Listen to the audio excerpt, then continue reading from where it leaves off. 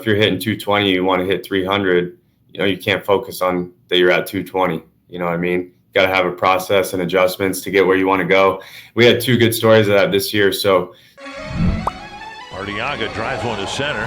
Miller hustling over. Diving catch by Ian Miller. A great catch. 3, 2, 1. Hello, everybody. Welcome back to another episode of the 9-Hole Podcast. This is your host, Ian Miller. Today, I am joined by the new head coach of the Missouri State Bears baseball team. Joey Hawkins is with me today. Joey, how are you doing, man? Doing good, man. Fired up to be on the show. Obviously, a lot going on, a lot of change in our program, but it's an exciting time. So looking forward to digging into some things with you.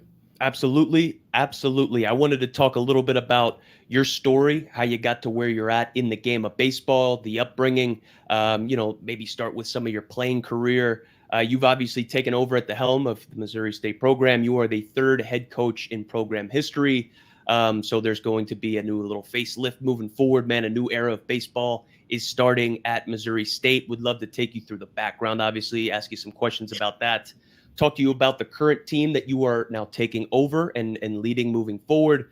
Talk about the outlook, how we think that, the program's going to stack up this year at the first year at the helm, man, and then end with some advice to the next generation. Obviously, the hope is that a lot of players that want to play at the next level, the Division I level, maybe your program can see what you guys are doing at your program in your locker room, man. Maybe they relate to some of the ideologies that you guys are talking about, that you're preaching, that you're teaching. And, man, maybe we create some buzz, man. If that sounds cool with you, I'd love to run you through the gauntlet. Let's go. Let's do it. Ready to rock. Let's do it. So, obviously, like I said, man, you are the third head coach in program history. Man, if you could maybe take me through some of the background. Obviously, you played at Missouri State. You had gotten out of, playing, and then you went into coaching. You coached for a couple of years in the St. Louis Cardinals organization. Man, just if you would, just run me through a little bit of what the playing career was like and then the transition into the coaching career.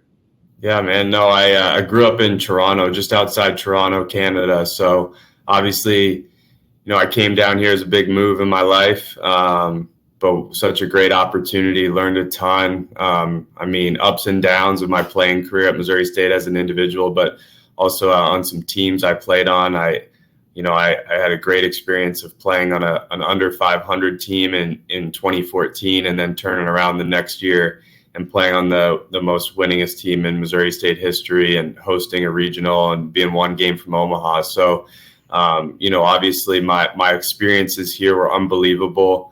My passion for the game was at an all-time high. Got the opportunity to get drafted, which, every player wants. It was a dream come true for me. Drafted in a round that doesn't even exist anymore, which is hilarious. But no, I took on pro ball as a minor league player. Wasn't a great player at all, but took a lot of pride in just being a good teammate. As you know, when you're in the minor leagues, man, like staffs are short. So I was coaching first base. I was doing whatever it took to just, be a guy in the locker room, things like that. And I think that really got me motivated when I got released. I just wanted to coach. So, got my foot in the door at St. Louis University, which was a great opportunity to get going. Division I, went to a regional that year, which was an amazing experience at Ole Miss. And then got hired back to the Cardinals, where I started my professional career and was there for 3 years, and coached a ton of guys that are in the big leagues. And I tell a lot of people, man, there's no better coaching experience than being able to be involved with guys that are on the brink of playing at the highest level in the world. So I learned a ton about the mental side of the game, adjustments, how to fine tune a swing, an approach, you name it. I was able to learn it. So, that got me back here just in summer of 21. And, our program was a little down, especially offensively. So it was time to build it back up. Obviously, this is where my heart is. So I was excited to get back and, snap your fingers 3 years later. And, I got a new title. I'm the head coach, and things are a little different now. So excited to be where I'm at today, but just trying to be where my feet are at and keep building this program up. That fires me up. So obviously you guys are, but before we start getting into what's going on moving forward, I just wanted to highlight, some stuff, man. Obviously, you guys have been hitting the baseball well, hitting the baseball a long way. You obviously have a hitting coach background. How much does that play into it? What's the philosophy when it comes to hitting the baseball at Missouri State? So 2022, you guys had 110 home runs. 2023, you guys had 89 home runs. 2024, this year that just finished, currently still going on, 114 home runs. You guys ranked top 10 nationally, man. What is the secret behind that success? What are you teaching your hitters to be able to put this much damage into a regular season? Yeah, it all starts with simplicity here. Learned that when I was working with the Cardinals. Jeff Albert was the major league hitting coach. Russ Steinhorn was the hitting coordinator. And our whole approach was literally just hit strikes hard. So for us, I've brought that to Missouri State in terms of philosophy. But the day-to-day, man, we're always talking about how can we make your hit tool better? How can we make your plate discipline and zone awareness better? And how can we allow you to hit the ball harder? And if you do those things and focus on those things, we kind of call it the meat and potatoes here. You do those things while you're going to score some runs. Then it's just about playing, a little bit of small ball around it when you need it, and you'll have a good offense. As far as what we teach, man, we just try and get the most out of each guy's swing. That's the biggest thing. Understand, how to raise their floor. That's a big thing we talk about here. And then, blow off the ceiling, because we don't like to believe in ceilings here. You can do anything at Missouri State in terms of a player, so why cap yourself? But yeah, the offensive success has been big here the last 3 years, and again, it's all about just keeping things simple and understanding there's a development piece with your swing, and then there's the competition piece and approach piece that matters equally as much, and we put a lot of effort into both. I love it. Practice wise, so obviously, man, how do you practice hitting? You can grind off the tee. You can do front toss, flip. You can do a whole bunch of different drills and stuff, man. But specifically, I just wanted to focus on the hitting aspect of it, because I don't have a pitching background. I know nothing about that stuff. I know some about hitting. I know some about playing some defense in the outfield. So I just wanted to ask you about the stuff that I necessarily knew, man. How do you practice offensively? Are you guys practicing to fail? Are you trying to make it challenging? Or is it a lot of feel good stuff, right? You want your guys to feel sexy, right? You don't necessarily want them to fail. Some coaches have different philosophies, man. I was wondering what you guys do at Missouri State. Yeah, it's both for us. And we really harp on that. So all our hitters have an individual routine that consists of things outside the cage, right? Movement prep, specific stretches to get ready to swing the bat. And then when they get in the cage, they'll have specific drill work, whether it be for their load, their lower half, their path, whatever it is, whatever they need, whatever the game's telling us about their swing, they'll have a routine off that. And that's where we try and hammer the feel good piece. Because again, I always tell our guys, you're the one that's got to get in the box and hit 95, not me. Right. So, how can I make you feel comfortable in there? And number one, if your swing feels good, that's a level of confidence that matters. So we put a lot of effort and work and adjustments into those routines. It's a big part of what we do here. But then we also train pretty messy as well. We have an eye pitch here. So Jake Berger is one of our alums, big leaguer with the Marlins, who got that for us. So, I mean, we're training anything off of, you're facing Verlander and Max Fried to, you can prepare for the Friday night guy you're facing in the Missouri Valley Conference. So that's where the decision-making work comes in. I'm only 31. My arm's still attached, so I like to chuck some mixed BP as much as I can for these guys, and they dig that a lot. But for us, it's how often can we practice hitting strikes in the middle of the plate and taking balls? And, we do that every day as much as we can. And, I know the homers are a big thing here, but, we take a lot of pride in taking our walks as well. I think in league play this year, we led the conference in walks. We had a freshman that had 50 walks this year, which is a crazy feat. So as much as we're talking about hitting the ball hard, we're talking about swinging at good pitches here, but you got to back it up and train it. And we do that a lot. It's fantastic. So you mentioned a couple things. There's two directions I want to go here. Obviously you mentioned your age. You are extremely young to be taking over the helm of a Division I program. That is insane. That is amazing. I absolutely respect that. Are you the youngest Division I coach right now? I think so. Know? Okay. I think our SID brought that up the other day, but I kind of forgot about it. But yeah, I might be. That's amazing. How are you in this position? Obviously, like you have to prove it as you move up through the ladder. But man, I wanted to kind of get into coaching. I wasn't 100% sure how to get into it. I didn't know where to go, what level to kind of start at. I didn't know what my expertise was necessarily going to be. I always kind of dreamed of being a coach one day. I just didn't know what it would look like. So here I am now at the 9 Hole podcast. If somebody wants to follow in your shoes and be a Division I head coach one day, man, what would you recommend to them? What could they take from your career path in order to maybe, expedite the process a little bit more, achieve their dreams quicker like you are? Yeah, no, I think for me, obviously, I think this goes for anything in life, any job. A lot of it is just being at the right place at the right time. And that's not me discounting what I've done to get here. It's just the reality of it. Obviously, when I got here, Coach Gutton, who's a legendary coach, was nearing the end of his career.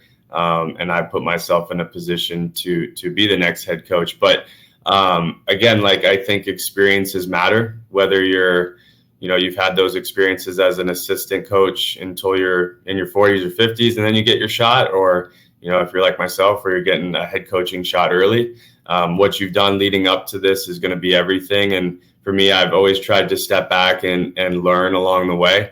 When I was in pro ball, I think when I took that job, I may have been 26 years old, and I'm coaching some guys that are older than me. And man, talk about, you better be prepared when you get in that cage to work with a guy that's older than you, that's trying to get into the big leagues. Because if he's gonna trust you, you better understand what you're doing. So just my experiences along the way have definitely prepared me for this opportunity. But again, for coaches that want to get there, I think the biggest thing is just have a vision. I set out, when I got into coaching, I knew that I wanted to be a head coach, and I chased that every day. And I really just put my head down and worked. And the best piece of advice that I've ever gotten is just be where your feet are. Right. So if you want to, if you're an A-ball hitting coach and you want to be in the big leagues, like, you got to treat A-ball like it's the big leagues, and if you want to be a Division I head coach and you're a Division II assistant, like, you got to work like you're a D1 head coach. And that's just the reality of it. If you spend too much time thinking about where you want to be, you're missing opportunities to grow as a coach and make players better and make your program better, or whatever it might be. And I think that happens a lot in our industry because, sometimes we chase titles or locations or levels, when really it comes down to just being good where you're at. And if you do that, things kind of take care of themselves. And that's kind of how things worked out for me. Oh, being good where you're at and becoming that person, right? Putting in that type of work. That's fantastic. I talk a lot on the show about becoming a 300 hitter. So when we talk about wherever we're at in the season right now, let's say the majority of college baseball players, the majority of, all high school baseball players, their seasons are done, right? They're transitioning into summer ball, the summer leagues, travel leagues, or you're playing collegiate summer ball, whatever that is, man. But let's say if you were a 220 hitter this year for your school team, whatever level that is at, and you wanted to be a 300 hitter, right? It's the way that I talk about it here is it's not necessarily a mechanic. That's what I've experienced. It's more so like, are you putting in the work of a 300 hitter? Are you becoming a 300 hitter? Do you, are you as disciplined and routine as a 300 hitter would be, right? It's not necessarily, hey, I hit 220. How do I raise my batting average up 80 points? It's more so kind of like what you're saying, like be where your feet are, embrace the grass. If you want to be a 300 hitter, like, are you capable of hitting 300? Are you the type of player that can hit 300? So I wanted to throw that in there, just kind of relating it to like what you're saying about being a head coach, regardless of what level you're at. If you strive to be a Division I head coach, like embracing the grass where you're at and acting and kind of performing, going about your business, the process like a Division I head coach, I think that's fantastic. Yeah. I wanted to tie that in there, man. I'll say something off of that too. Like, if you're hitting 220, you want to hit 300, you can't focus on that you're at 220. You know what I mean? Got to have a process and adjustments to get where you want to go. We had two good stories of that this year. So Dylan Leach was a SEC transfer to our place this year, had 1 year left. And I think at one point was hitting 050, maybe 070, something like that. And it was bad, man. Like, it wasn't good. But he dug himself out of a hole, and he ended up hitting just short of 300 with 1,000 OPS, 16 home runs. And then Cody Kelly, our first baseman, same thing. It was 050, 060. Like, it was rough early on. I remember looking up at our Jumbotron, and it's like, man, I know those guys are seeing those numbers. That's not easy, but, just kept working, had a game plan. Before you know it, you're a couple hits away from being 150, a couple hits away from being 220. And same thing, finished with over 1,000 OPS. I think he hit 13 or 14 home runs. And that's it, man. The finish line's always down the road. Don't get caught up in where you're at, early on or in the middle of the season. And I think, too, always going back to just compete, try and win the game when you're at bat. And, you stack those days up, before you know it, you're going to be where you want to be. Yeah. So having the game plan, digging themselves out of that early hole, right? It's not necessarily how you start, right? People remember how you finish. How were those two players? You had mentioned the game plan. So getting from that early season hole, digging out and finishing just below, right around 300. Is it a mechanic? Is it a mindset? You had said back when you're working with your hitters here at Missouri State, you had learned some things with your time at the Cardinals, man. Is it more mindset driven or is it more mechanically driven? Obviously, we have baseball data through the wazoo nowadays, man. Anything can be tracked, quantified, right? And you can use that to kind of, craft an approach moving forward. Those two boys you just mentioned, were they able to turn it all around with a mindset, or was it more like a mechanic and, physical? So when we look at a hitter, we always kind of consider their process like a pie, right? So the mechanic's a piece of the pie. The approach is a piece of the pie.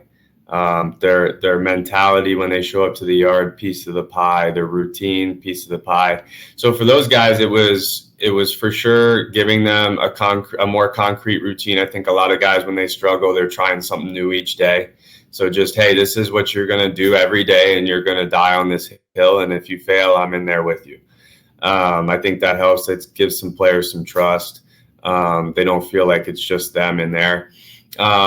Specifically with Dylan Leach, I remember his main issue, and this is obviously where analytics help you, the chase down was really bad. That's where he's getting burned early in counts.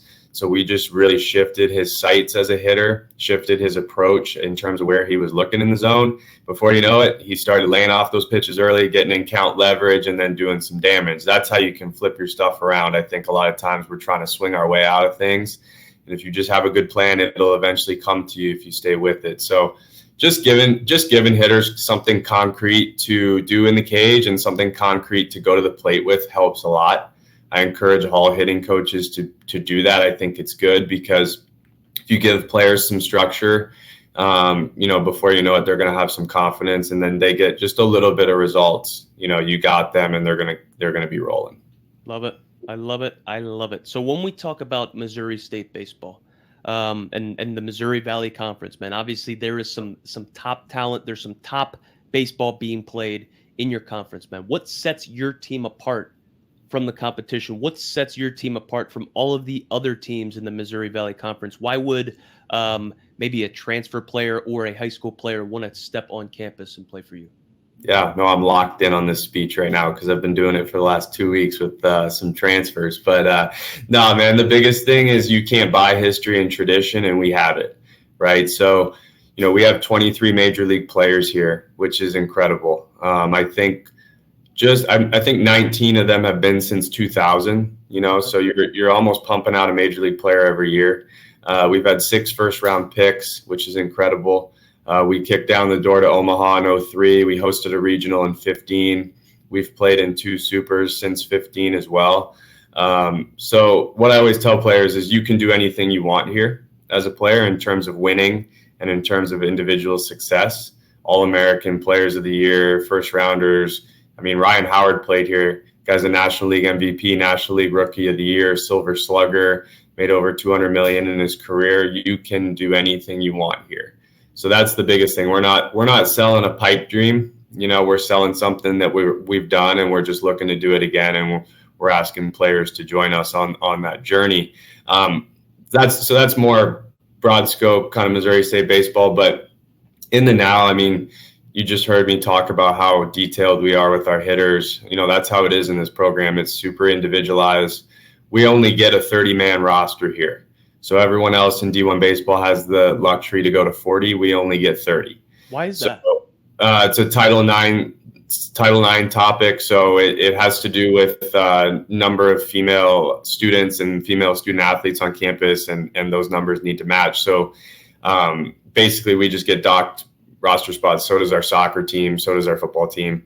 So we get 30. Can it be a disadvantage? Sure. But for us, it's definitely an advantage in terms of development. There's way more attention on our players. There's an individual approach. There's a plan for all these guys. And for me, that's the separator. You have a coaching staff that understands, the little things of the game, the mindset, approaches, the day-to-day, but you also have a coaching staff that's modern and understands analytics at a really high level. And for us, that's what's been really good for our development. Our draft history obviously speaks for itself, and something we take a lot of pride in here. We want guys to come here because they want to succeed, and we want to get them out on the other end of playing professional baseball. That makes a ton of sense. I appreciate you elaborating on that, man. That is fantastic right there. Let's talk about, so you obviously just took over the program. Let's talk about moving forward, man. So you spent some time as the associate head coach, hitting coach. You did some recruiting, man. What is the focus now as you take over and you're moving into the off season, right? What is the focus, the day-to-day stuff that you are going into, man? What are the goals that you're trying to accomplish this off season? I mean, I think the biggest thing is you kind of need to lay a foundation in the summer. We have 12 players here training all summer. That's a good opportunity for them to get after it, continue to develop, and kind of lay a foundation for what next year's club's going to be. I'm a firm believer, like, each team has its own identity. Obviously, you're going to have a program identity. That's great. But, the best thing about Missouri State baseball is that you get to be yourself. And it's always been that way. And it'll continue to be that way. And that's what we're trying to create here going into next year is what does this team's identity need to be? I think I counted over 8 teams in regionals this year that maybe didn't have the season they wanted last year, right? So I always tell our guys, you never know how close you are to making a run in this game. You never know how close you are to being a draft pick. You never know how close you are to the big leagues, right? And it goes back to just being where our feet are. So for us, it's making the adjustments that need to be made, and that starts with me at the top. But also just, new era, like you said, bring a little juice, bring a little energy, get this thing going into next year. It's our last year in the Missouri Valley, so we're switching over to Conference USA in 26. So, we're trying to gain a little momentum before we do that and have a big year this next year. Love it. Love it. Love it. That is awesome. Man, what are the challenges of being, let's say you were an assistant coach, associate head coach. Obviously, you were striving to become the head coach, and you have achieved that goal. What were the challenges of being maybe that assistant coach, the hitting coach, the associate head coach? What were the challenges and kind of the trials and tribulations, the adversities that you had gone through and dealt with those job titles, with those positions? Yeah, when I came here after the 21, so I came here in the summer of 21 after that college season, and offensively the program wasn't in a great spot, and that was obviously a challenge, and a big piece of it was implementing a system that players are going to trust. That was a huge responsibility getting here. You take on 15 new hitters. How are you going to gain their trust? How are you going to build their confidence? Why should they listen to you when you have a opinion on a swing adjustment or an approach?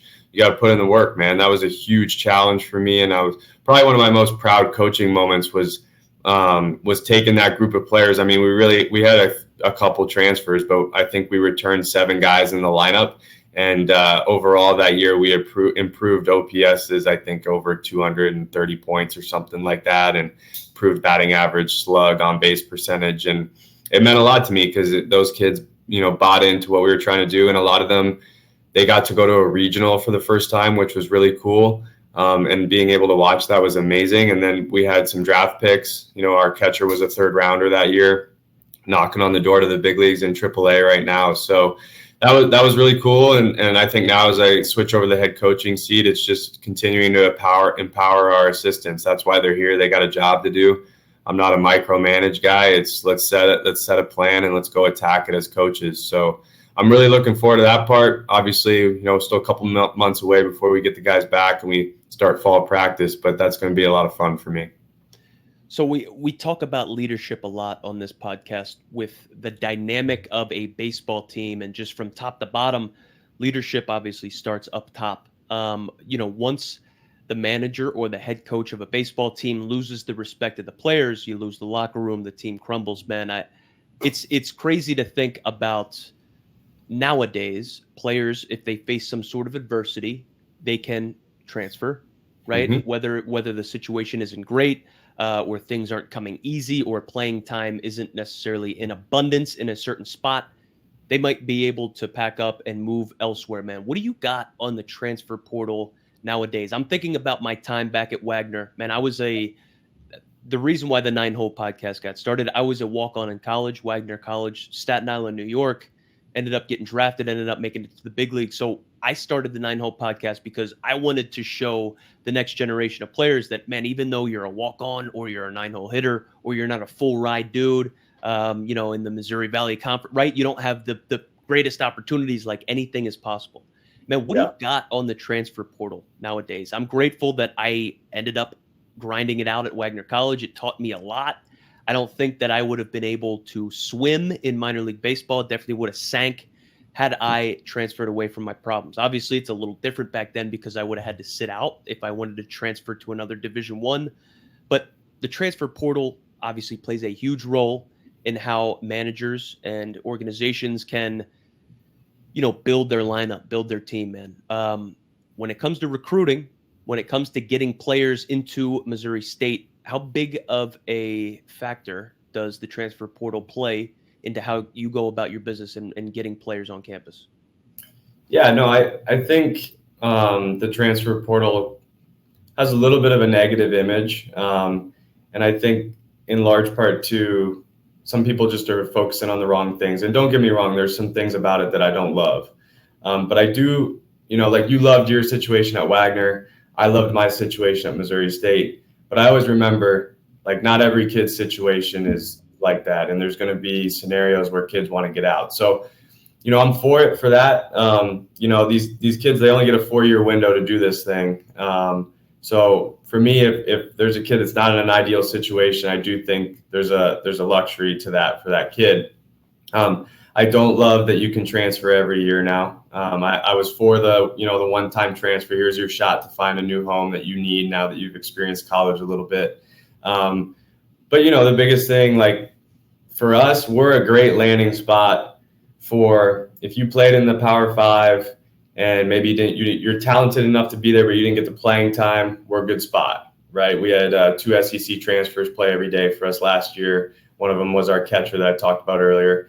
But we're also a good spot too. Like if you're playing Division II ball and you want to get a crack at D1, we're a good spot, right? Our shortstop was a Division II player, played every single day for us, grinder, and wanted to crack at D1, right? So that I'm for that. But I always bring this up when people talk about the transfer portal. The grass ain't always greener on the other side, and that goes for the players, but that also goes for teams too. So there's teams that are out there right now. They're trying to build a team through the portal. That's fine. That's your choice, but that doesn't mean the grass is going to be greener and you're going to get everything you want, right? I still take a lot of pride in high school recruiting here. If you look at our last 3 years since I've been here, we've played freshmen every single year. We've just had our 3rd straight freshman All-American. It matters to me, and I think that's how you build. Now you got to do a good job, and it's the landscape of the business of having good relationships with these players and making them want to stay at Missouri State.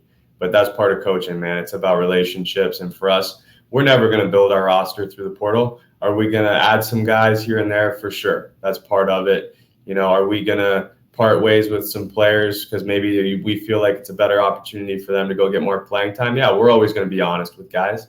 So that's where I think it can be a positive. But again, it's not, grass ain't always greener on the other side. And you have to have a good balance and a good plan as a coach when you're attacking this thing. Could not agree more with everything you're saying. Fires me up. I love it.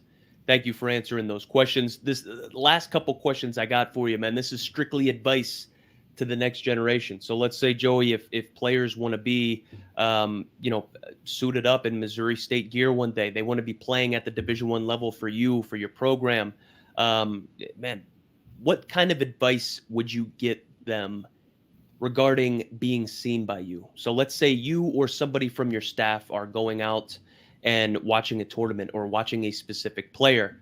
Now, what are the kinds of things that a player can do on and off the field that you might be watching or looking at that they could do to stand out? Yeah, for sure. For me, the biggest thing that I would start with is, and this might sound like not the best advice, but like, you got to be good enough, right? Like, you got to be good enough to play D1 baseball. You got to be a good player to play at Missouri State. So number one is, like, you got to have skills. And for us, when we recruit high school kids, we follow them like very closely. So what I mean by that is, like, we're going to watch you play a lot of games before we probably offer you, right? So you got to be a performer, man. Like, you got to perform at the level you're at. You got to, if you're a pitcher, you got to get outs. You got to do your thing. If you're a hitter, you got to rake. Like, that's what we want. But the thing that's more controllable is, like, your work ethic and attitude. We're going to find out about it, right? So that might not show up if we go watch your travel ball game, right? But we're going to find out. We're going to call the right people. We're going to figure out what your character is, because we only have a 30-man locker room, right? So you bring a couple bad apples in there, and it's not good for our club. So that's kind of how we go about it. Again, we're trying to find the right fit. You know, for us, it's, you got to be a little bit of a different guy to play at Missouri State. You know, you have to have a little bit of a chip on your shoulder. You got to have an edge, and it's a blue-collar, hard-working program. You got to be a guy that can do those things. But yeah, the biggest thing too, when I talk about skill and us watching you for a long time, like, do you have the ability to develop and get better, right? So if we watch you when you're 16 and then we turn around and watch you when you're 17 and you've stayed the same, that's a little bit of a red flag for us. But if you show that you have continued to improve in areas, then we know that we're going to be able to do that at maybe a higher level here. Love it. Oh yeah, that's beautiful right there. So you are kind of diving into more so, obviously, like, you have to be talented to play at Missouri State. You have to be talented to play at the Division I level, but you are doing your due diligence on stuff off the field too, the character, the work ethic, how they go about their business, how they're being a good teammate. Man, in today's game, right, it's like, how do you stand out?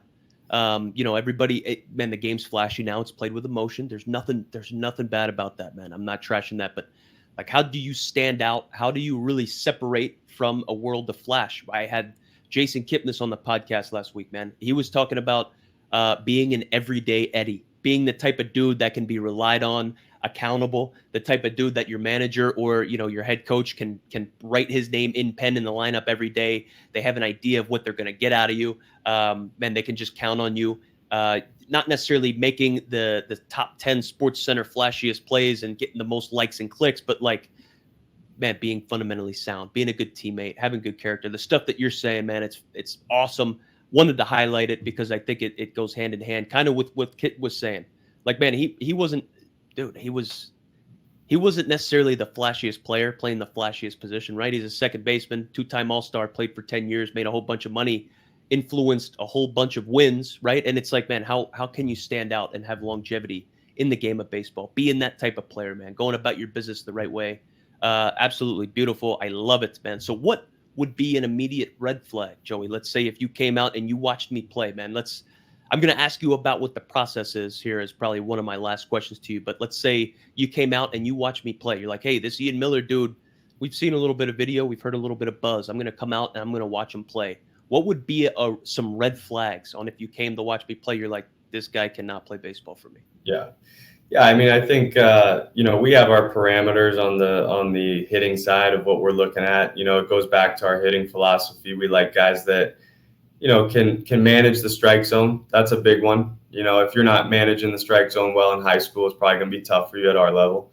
We don't obsess over, like, exit velocity and stuff. If you can do it at a young age, great. We're probably going to make it better. but then it's for us, our job to figure out if we think you're going to do it regardless of when you're here.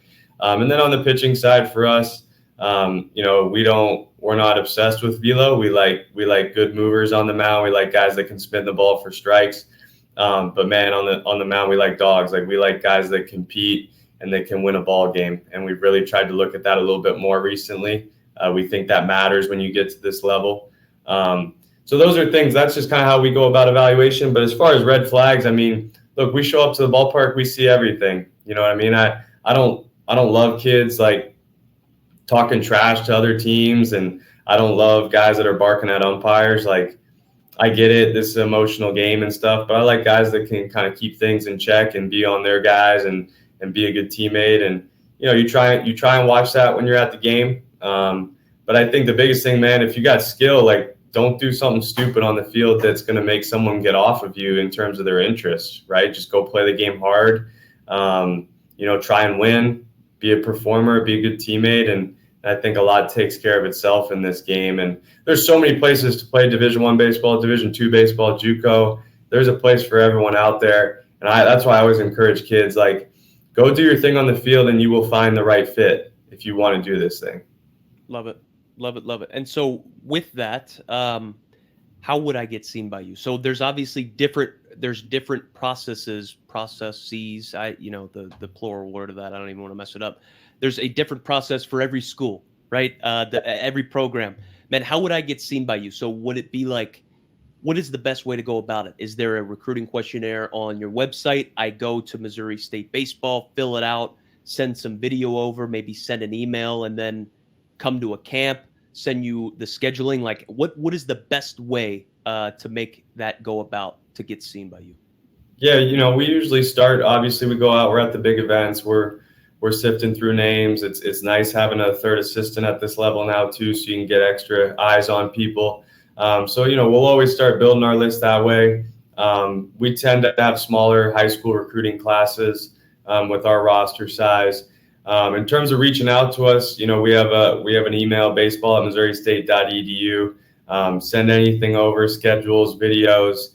But the biggest thing is if you go to a camp, if you go to a Division I camp, right, and you're invited to it, personally invited, I think that holds some weight, because I think that coaching staff's trying to get a closer look at you, right? Right on their field with the whole staff. So I think that matters. If you can do those things, don't break the bank. You don't have to go to a million of them, but highlight some schools you like. Try and get in touch with the coaching staff, or have one of your coaches reach out to the coaching staff on your behalf. I think it's a great way to get seen. I would say on our roster right now, we probably have 7 guys that attended prospect camps and ended up coming here. So that's how we do it. I mean, again, it's an opportunity for us to see them closer, an opportunity for the player to see who we are, how we interact, and what our facilities are all about here. Yes, makes a ton of sense. Joey, thank you so much for your time. Last question I got for you. Obviously, the College World Series is about to get underway. Man, who do you got winning it all this year, you think? I don't know. I think that first Friday night game, Florida State versus Tennessee, is gonna tell us a lot. Those are two good clubs. I've gotten up to know Tony Vitello a little bit over the years, have a good relationship with him, so pulling for him. But it's a good field this year, and there's some teams that can absolutely bang. So I think it should be an exciting couple weeks in Omaha, and hopefully we kick down the door and get back there here soon. Yes, I love that. I love it. Joey, thank you so much for your time coming on here, letting me ask you a bunch of questions about your career, about your journey, about Missouri State baseball, man. Thank you for your time. We look forward to watching the continued success as you continue making a splash in the college baseball world. Joey, thank you so much for your time. Awesome. Thank you, man. Appreciate it. Absolutely. Thank you, everybody, for tuning in again to the 9-Hole Podcast. We will catch you back here again later today with ex-Major League catcher Nick Dini. Take care, guys. Joey, thank you, man.